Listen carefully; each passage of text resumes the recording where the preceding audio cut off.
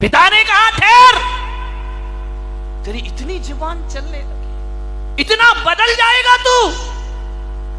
ठहर, मैं बाप हूं, मैं लेने जाऊंगा स्टेशन, मैं गाड़ी ड्राइव करूंगा, मैं अपनी बेटी को लेकर के आऊंगा। बेटे ने कहा तुमको जाना है तो जाओ, ये सब काम मेरे से। बोले तेरी इकलौती बहन है। बोले मुझे मालूम है तो है भाई। एक बात बता, ये इतनी महंगी महंगी मिठाइयां, इतने महंगे महंगे उपहार किस लिए मंगाए गए हैं? बोले बेटी आ रही है, ससुराल जाएगी, उसको देना पड़ेगा। अरे क्या जरूरत है उनको देने की? जब देखो तब उठाए मुंह चली आती है। मां को लगा यार ये लड़का बोल क्या रहा है, आज इसे हो क्या गया है। बोले क्या जरूरत इतने महंगे महंगे उपहार देने की, शादी में दे दिया ना सब, लाखों रुपए दे दिए, मैं कुछ नहीं बोला, मैं एक शब्द नहीं बोला। आपने 50 लाख रुपए इस लड़की की शादी में खर्च कर दिए। जब देखो तब उपहार, जब देखो तब आभूषण, कभी चेन, कभी अंगूठी, कभी पैसा, यही करते रहेंगे कि हम जिंदगी भर। आपने कहा यार तुझे हो क्या गया है आज? बोले आज मैं होश में हूं पूरे, कुछ नहीं मिलेगा, कोई आभूषण नहीं, उठाओ इनको अलमारी में बंद किया जाए। आपने कहा यार जब देखो तब यहां ससुराल से चली आती है। बाप मां ने कहा बेटा एक बात ध्यान रख, बहुत ज्यादा हो गई अब बात, वो मेरी लड़की है, बराबर का हक है उसे यहां आने के लिए।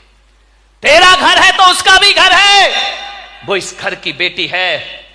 बाप ने कहा कि तू ज्यादा जुबान मत चला, हम उसे उपहार देते हैं, साड़ी देते हैं, अंगूठी देते हैं, तेरे से तो पैसा नहीं मांगते हैं ना, मैं अपना कमाया हुआ देता हूं, और तेरे रहते हुए मैं अपनी बेटी का कुछ नहीं कर सकता सत्कार।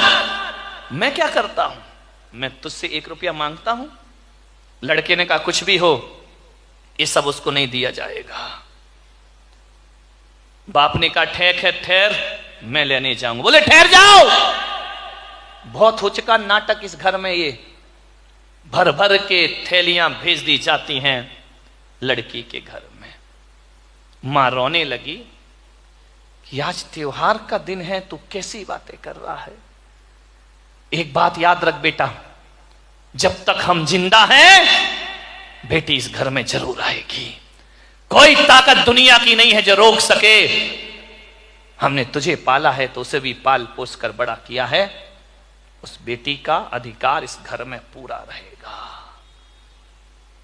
लड़के ने कहा मां इतना अधिकार होता है लड़की का शादी होने के बाद घर में?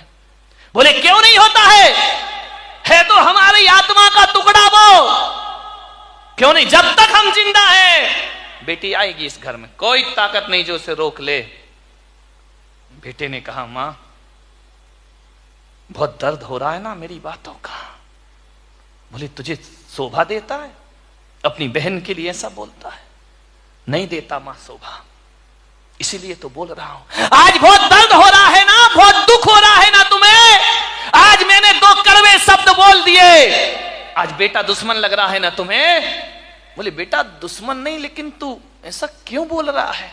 बोले मैं इसलिए बोल रहा हूं कि आज 15 साल हो गए मां, बेटी तो हर साल आई, लेकिन तूने कभी दादाजी पर ध्यान नहीं दिया, तूने उन दादाजी को नहीं देखा है जो आज के दिन झार झार आंसू बहाते हैं।